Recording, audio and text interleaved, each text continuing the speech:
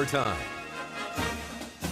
All right, welcome back to the show. Let's dive into yesterday's win over Michigan State. Penn State emerges victorious over the Spartans to get to 3-5. But before the game, you know, Mark, when we think senior day, it's a huge deal. I think Penn State does it right, but with the rising cases and whatnot, they had to get a little creative. You see everyone on Zoom and whatnot, but the parents were actually able to come in, but then they're like, yeah, once the game begins, you got to get out. So, I mean, you were there. What did you kind of think of everything that kind of went down pregame before we actually started kicking things off? All the credit in the world to the Penn State ops people for being able to pull that off. I mean, we were under the impression that parents weren't going to be able to be there at all.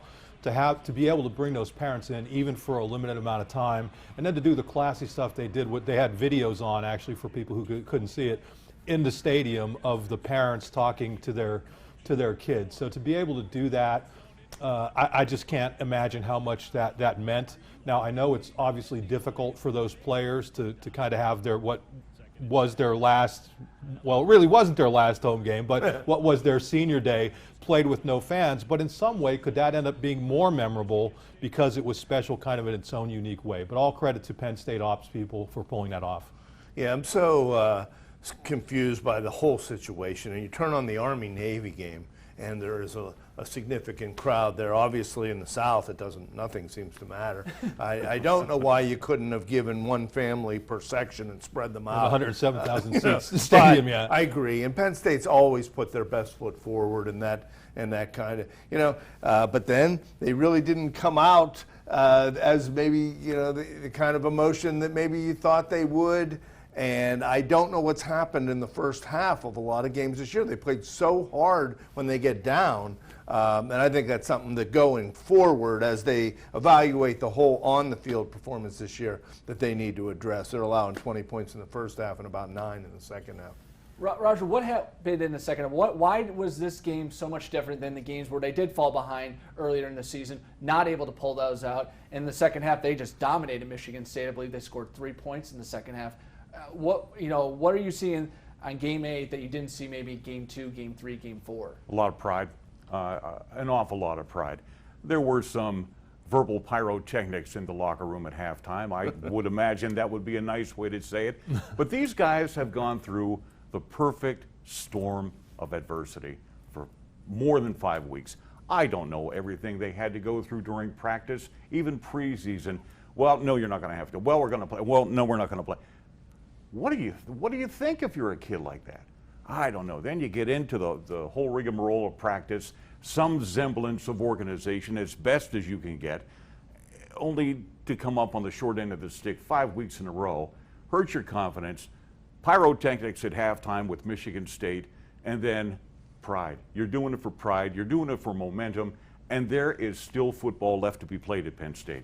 Yeah, and I think when you look across the college football landscape and see how many teams have just basically mailed it in when they start to struggle, how many kids have opted out, and then when you talk about this senior class, no opt-outs from the seniors, when some of these guys easily could have done that, but they stuck around and proved to be leaders. And I think, they're going to have the opportunity if they want to come back, because this season doesn't count. But whether they do, or according to the NCAA, but whether they do or they didn't, I think the legacy that they left to not stop fighting, to fight until the very end, that carried through in that Michigan State game on its own in the second half and in the season in general.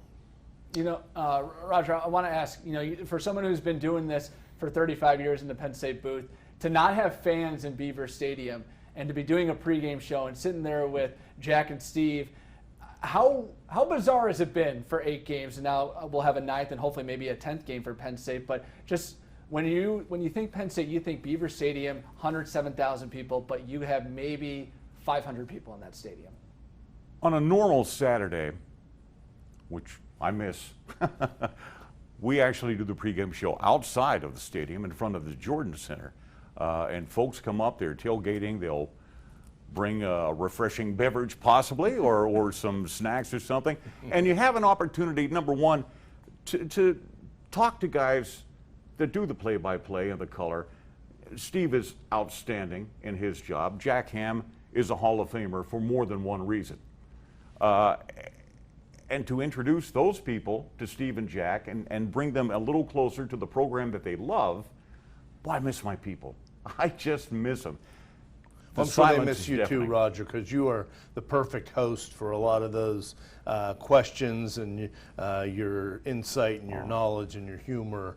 I know when I'm traveling up to the game and I'm listening to the pregame show, I always enjoy what you bring to it. You're kind. Thank you. Yeah, so and you much. know what I'd like to throw out is that you talk about the interaction with Steve and Jack and fans, and I want to talk about, when you talk about legacies, a lot of that to me stems back to George and Fran. Yeah. And for younger people, you know, George Paterno, the color man, Fran Fisher, a long time play-by-play guy. Roger, you worked with those guys for years, and that's the way they were. They were very approachable. You know, everybody knew who they were, and now you're looking at, you know, Steve's great. I love Steve.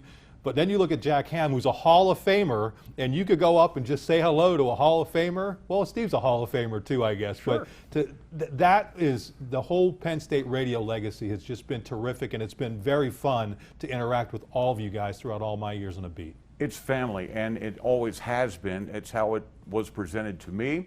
They said, you're not your own island here.